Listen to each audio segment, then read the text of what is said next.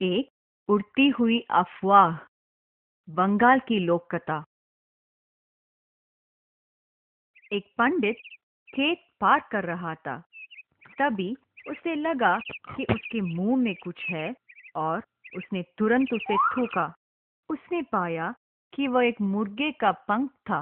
उसे समझ में नहीं आया कि वह उसके मुंह में कैसे गया और वह इस बात को लेकर बहुत परेशान हो गया। जब वो अपने घर पहुंचा तो उसने इसके बारे में अपनी बीवी को बताया। लेकिन इसके बारे में कभी किसी को नहीं बताना, नहीं तो लोग इसका गलत मतलब निकालेंगे। मैं कसम खाती हूँ, मैं किसी को नहीं बताऊंगी। उसकी पत्नी इस घटना को सुनकर बहुत हैरान हुई और उसे यह बात किसी को सुनाने की इच्छा हुई। मैं ये बात अपने तक नहीं रख सकती हूँ। मेरा सिर फट रहा है। मैं अपने सबसे विश्वसनीय पड़ोसी को ये बात जरूर बताऊंगी। उसने अपनी पड़ोसन को सारी बात बताई और उसे कसम दी कि वो ये बात किसी को न बताए। शायद उसके कहने का ढंग कुछ और था और उसकी पड़ोसन ने उस बात का मतलब कुछ इस तरह निकाला कि मानो पंडित के मुंह से कई पंख निकले हो। वह हैरान रह गई, लेकिन फिर भी उसने उस औरत को विश्वास दिलाया कि ऐसी घटनाएं हो सकती है और उसे सलाह दी कि वह इस बारे में चिंता न करे। कृपा करके किसी को ये बात मत बताना। चिंता मत करो, मैंने अपने होम सी लिए हैं।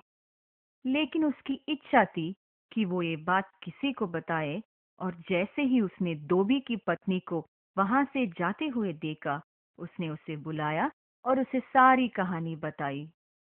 और उसने कहानी को इस तरह सुनाया कि मानो पंडित के मुंह से पूरा का पूरा मुर्गा ही बाहर निकलकर आया हो। मैंने कभी ऐसी बात सुनी ही नहीं है, और पंडित तो शाकाहारी है। उसने वचन दिया कि वो ये बात किसी को नहीं बताएगी, लेकिन रास्ते में जब वह अपनी दोस्त से मिली तो उसने उसको सारी कहानी बता दी। शायद जोश में आकर उसने मुर्गा की जगह मुर्गे कह दिया, या फिर शायद उसकी दोस्त ने यह समझ लिया कि उसने मुर्गे कह दिया।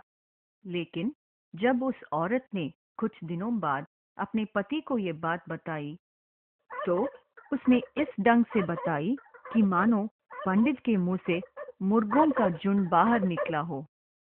और जैसे जैसे ये कहानी फैलती गई, मुर्गे कई सारी चिड़ियों में बदल गए। शाम होने तक सारे गांव में और पड़ोस के गांव वालों में ये बात फैल गई, और लोग झुंड बनाकर पंडित के घर में यह चमत्कारिक घटना को देखने के लिए पहुंच गए।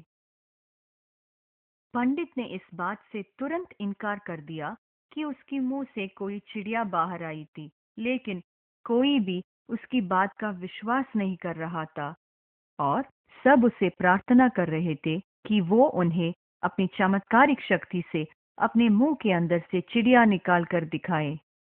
आखिरकार क्रोध में आकर उसने सबको अपने घर के सामने बैठने को कहा और धीरे से पीछे के दरवाजे से भागकर जंगल में छिप गया, और कुछ दिनों तक वही रहा, जब तक उन लोगों का जोश ठंडा नहीं हो गया और उन्हें इस बात का विश्वास नहीं हो गया कि यह खबर झूठी थी।